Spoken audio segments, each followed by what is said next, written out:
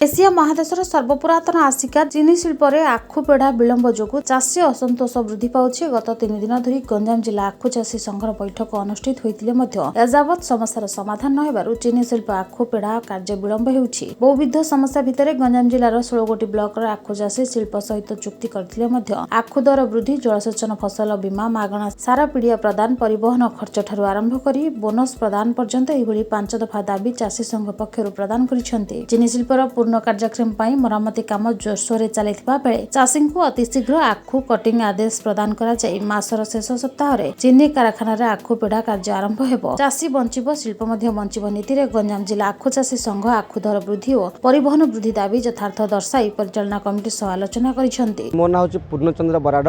मु गंजाम जिला आखु चाषी संघर साधारण संपादक। तो काली नुह विगत 2 थर बैठक होती, कालर बैठक मिसिले 3 थर बैठक किंतु निर्णायक निष्पत्ति पहुँची पारु ना। बर्तमान सार जो प्रकार आखु चाष जो समस्या आछि, प्रथम समस्या है आखुरे क्षेत्र में जो प्रकार खर्च आसुची से अनुसार सार आमको उपयुक्त दर मिलूना। द्वितीय सार समस्या होची आमको ठीक समय सार, बिहन, कीटनाशक औषध, तृणनाशक मिलूना। तृतीय समस्या हो सार आमको आखुर जो प्रकार वन्यजंतुर सार जो प्रादुर्भाव अच्छी,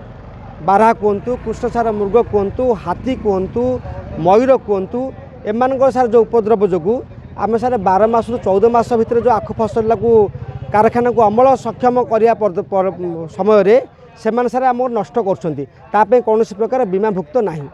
एवं सबुठ सारे बड़ समस्या अच्छी बर्तमान सरकार जो महात्मा गांधी जातीय निश्चित कर्म नियुक्ति योजना अच्छी से सब श्रमिक मैंने सार नियुक्ति होती। से श्रमिक मैंने किसी सार कम न करी दैनिक 235 टका मजूरी पाँच। से श्रमिक मैंने आखु चाष करने सार इच्छा प्रकाश करूना, जहाँफल आज आखु चाष कमिबार लगिलानी, आखु चाष संख्या कमिबार लगिलानी। राति पेशा आम दुख प्रकाश करूँ। 1960 मसीह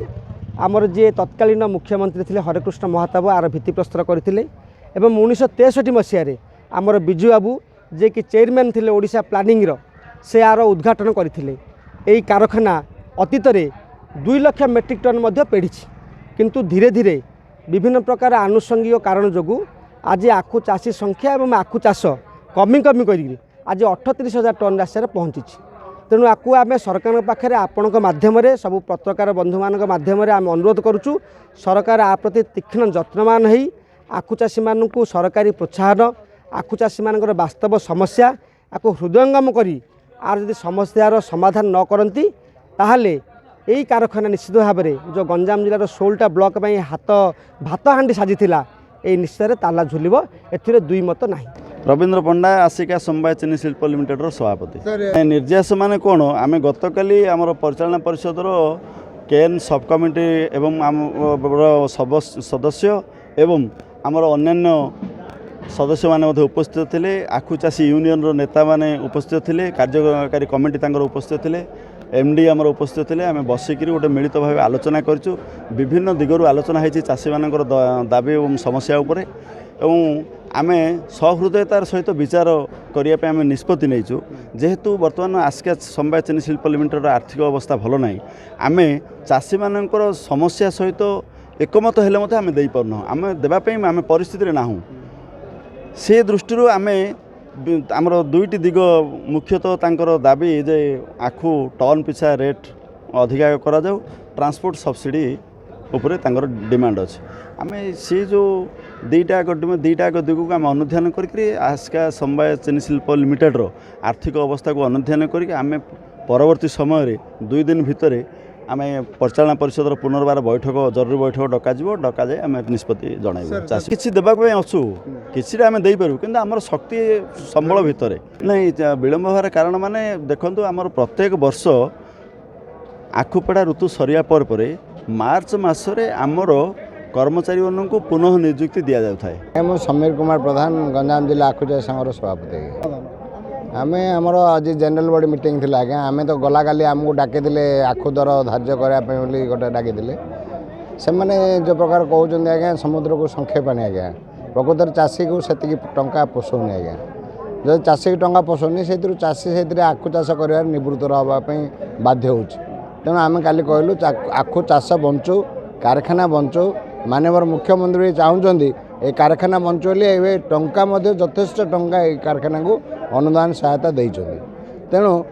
कारखाना जदि बंचार अच्छे आखु चाष जदि न बंचो चाषी जदि नथिबे एटा चीनी शिल्प आज्ञा का ना बंचो मद कारखाना वाली बंचो कि तेणु चाषी पेटपाटना कथा आंके जो बोर्ड आछि इलेक्टेड बोर्ड से माने प्रकृत में चाषी बोर्ड नहीं आज्ञा चाषी बोर्ड जदि होता प्रकृत डायरेक्ट चाषी परिवार जदि आम जो मैंने ये सुगर फैक्ट्री शेयर वाला जो मैंने अच्छा चाषी होते बोर्ड होता ताले चाषीर दुख कथा बुझे प्रथम थर आम जो थर कही आज्ञा चाषी को जदि न पोषे आज्ञा चाषी आखु करेंगे ना कि आखु देवाई प्रस्तुत है दर पड़लानी बोली आज होला आज्ञा से जो प्राइस कहले 20% सब्सिडी देवु ट्रांसपोर्ट सब्सिडी सेटा आमको होनी आज्ञा आमको जी दरकार आज्ञा ये 20% एवं आजिकल पीड़िया लेबर जहाँ सब बढ़लानी आज्ञा आम गोटे जिन प्रस्ताव देलु सबु जिनसर रूपांतरीकरण हो आज्ञा आमर बिल मूल्य आमको 3500 दे दिखाँ आप जहाँ करेंगे करूँ आम बढ़ेगा न बढ़ेगा कौन राजू होना तेणु से जदि न राजी तो आम मागिया लोक आज्ञा से देवा लोक निर्भर करुँच ना आखु देवेनि बोले आज्ञा जदि एमाने आम निष्पत्ति राजी न हे आम आखु देवुनि बोले आम गोटे चिंता करछु आगु को आंदोलन करी आखु न देवाई चिंता करछु आखु नदेले कारखाना केम चलो तुम आज्ञा चाषी बंचा पड़ो चाषी बंचले कारखाना बंचो एटा चाषी उद्दिष्ट कारखाना एटा समवाय चीनी कारखाना उद्धव परिड़ा सुनापल्ली प्रत्येक चाष कर आखु 20 खण कर आम जो मजूरी बढ़ुची मजूरी गोटे माइकिना लोक को आम 300 टका दौचु अंडा लोक 500 टका दौचु आंके कौन 4 पैसा 8 पैसा एमती बढ़े आमको नजिया लगुच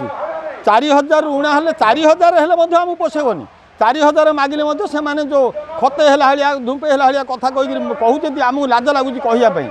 8 पैसा बढ़ुची 80 टंका टन पिछा बोले 8 पैसा बोले कौन भिक मगाड़ा को मागिले आम टंकार दौचु टंकार देले ओरपोथ हो 8 पैसा बढ़ुचे किमिति नजिया लगुनि मुझे आश्चर्य हो कारखाना चलती करोड़ करोड़ टंका आसूची कोठे कौन कर पीढ़िया दुकान में देखिए पीढ़िया दुकान को गोटे दिन जाइली पीढ़िया दुकान में मत बोलते चिरा फटा गोटे तड़ाड़ू नियो मु कहीं गोटे तड़ाड़ू नेबी तुम से जो चाकरी कर भितर कौन कर आसिकारु हरिहर पाढ़ी रिपोर्ट कामयाब टीवी।